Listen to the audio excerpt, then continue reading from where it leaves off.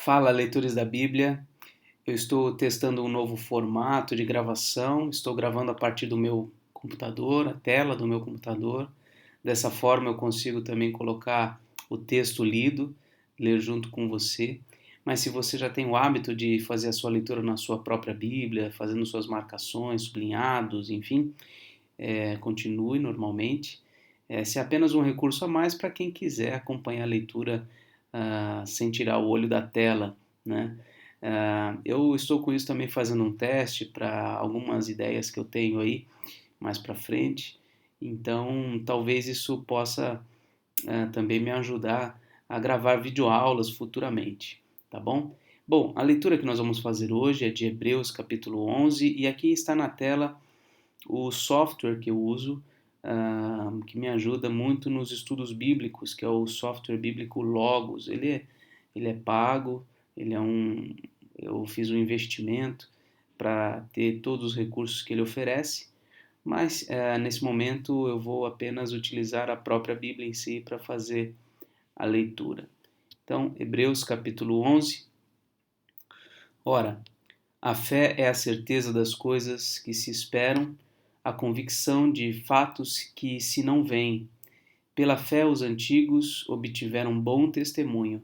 Pela fé entendemos que foi o universo formado pela palavra de Deus, de maneira que o visível veio a existir das coisas que não aparecem. Se nós lembrarmos um pouquinho o que foi escrito pelo autor de Hebreus até então, nós vamos ver que houve um interesse muito grande, desde o capítulo 1 até o capítulo 10, de mostrar como Cristo representa a realização completa e definitiva de todo o simbolismo, de todos os rituais, de todo o ofício sacerdotal da antiga aliança. Ele estabelece, portanto, uma nova aliança que é por meio dele que nós nos reconciliamos com Deus. E este capítulo 11, ele vai mostrar como os antigos, os patriarcas, todas as pessoas mais importantes que foram descritas nas escrituras do Antigo Testamento, elas viveram pela fé e uma fé que focava o Messias, o Salvador. Não era a fé em nenhuma outra coisa senão na promessa de Deus. Então, esses primeiros versículos do capítulo 11 nos dão uma definição acerca da fé, que é a certeza de coisas que se esperam, convicção de fatos que não se veem. E os antigos, o Abraão, Isaac, Jacó e todos os demais, até antes deles, eles obtiveram um bom testemunho. Por quê? Porque eles se firmaram em coisas que eles não viam, mas eles esperavam, porque eles confiavam na palavra de Deus, né? Então começa aqui a partir do versículo 4 a falar de Abel, que foi filho de Adão. Pela fé, Abel ofereceu a Deus mais excelente sacrifício do que Caim, pelo qual obteve testemunho de ser justo, tendo a aprovação de Deus quanto às suas ofertas. Por meio dela também, mesmo depois de morto, ainda fala. Pela fé, Enoque foi trasladado para não ver a morte. Não foi achado porque Deus o trasladara, pois antes da sua trasladação, obteve testemunho de haver agradado a Deus. De fato, sem fé é impossível agradar a Deus, porquanto é necessário que aquele que se aproxima de Deus creia que ele existe e que se torna galardoador dos que o buscam.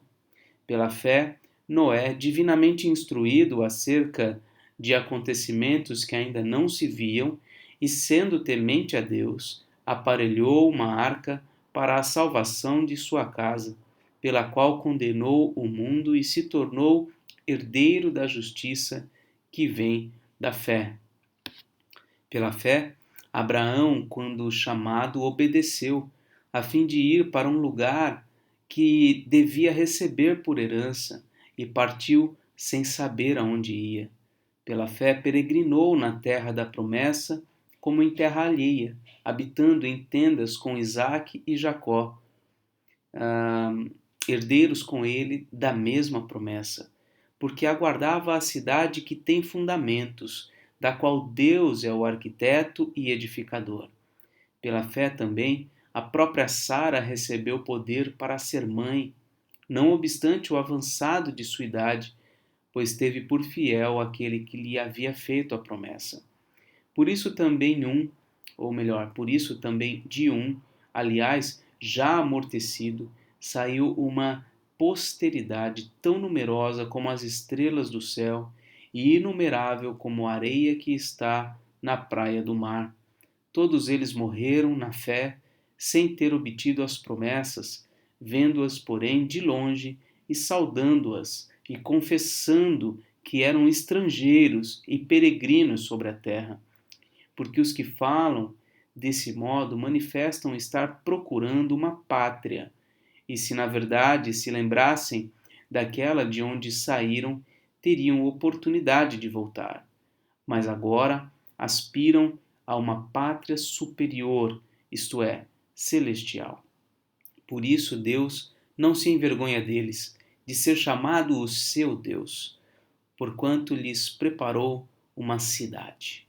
Pela fé, Abraão, quando posto à prova, ofereceu Isaque.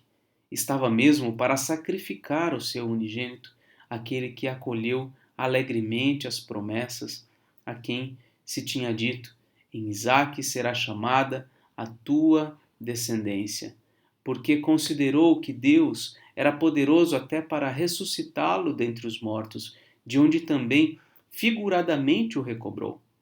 Pela fé, igualmente, Isaque abençoou a Jacó e a Esaú, acerca de coisas que ainda estavam para vir. Pela fé, Jacó, quando estava para morrer, abençoou cada um dos filhos de José e, apoiado sobre a extremidade do seu bordão, adorou. Pela fé, José, próximo do seu fim, fez menção do êxodo dos filhos de Israel, bem como deu ordens quanto aos seus próprios ossos. Pela fé, Moisés, apenas nascido, foi ocultado por seus pais durante 3 meses, porque viram que a criança era formosa. Também não ficaram amedrontados pelo decreto do rei. Pela fé, Moisés, quando já homem feito, recusou ser chamado filho da filha de Faraó, preferindo ser maltratado junto com o povo de Deus a usufruir prazeres transitórios do pecado. Porquanto considerou o opróbrio de Cristo por maiores riquezas do que os tesouros do Egito, porque contemplava o galardão.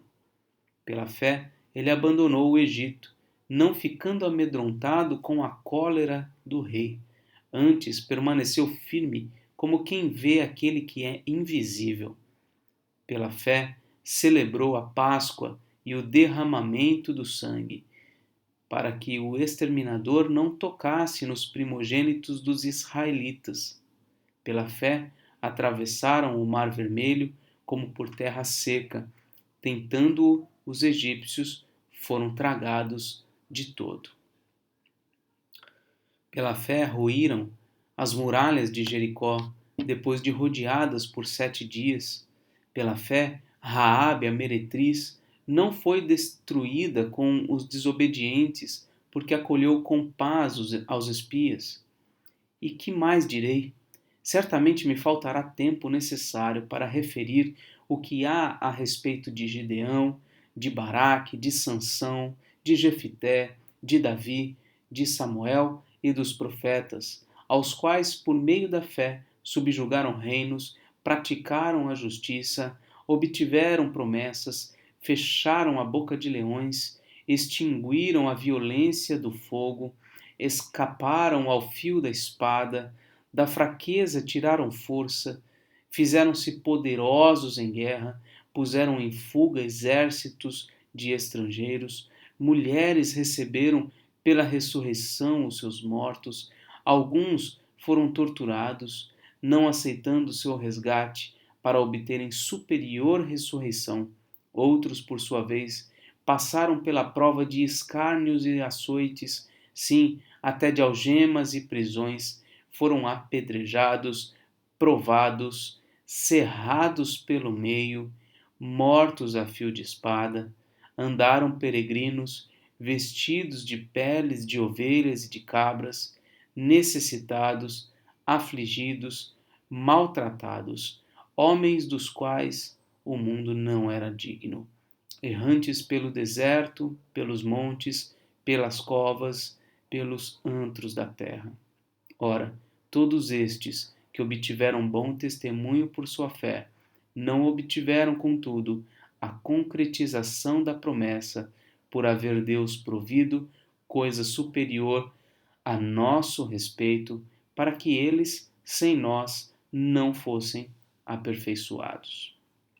Então veja, nós temos aqui, ao longo deste capítulo, a citação de diversos personagens, pessoas de carne e osso que viveram no passado e por causa da fé que tinham, eles suportaram as coisas mais terríveis que a gente nem pode imaginar.